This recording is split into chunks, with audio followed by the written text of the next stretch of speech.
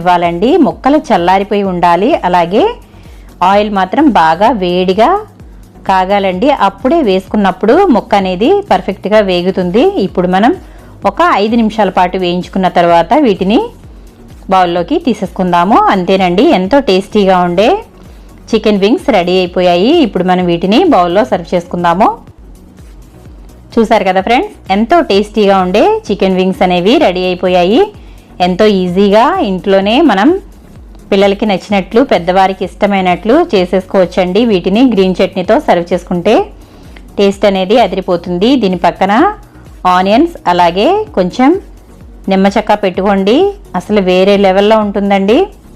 మీరు కూడా తప్పకుండా ట్రై చేయండి ఫ్రెండ్స్. మీకు ఈ వీడియో కనుక నచ్చినట్లయితే లైక్ చేయండి, షేర్ చేయండి, సబ్స్క్రైబ్ చేయండి ఫ్రెండ్స్. మీరు కూడా తప్పకుండా ట్రై చేసి మీకు ఏ విధంగా వచ్చిందో నాకు కామెంట్ సెక్షన్లో కామెంట్ పెట్టండి ఫ్రెండ్స్.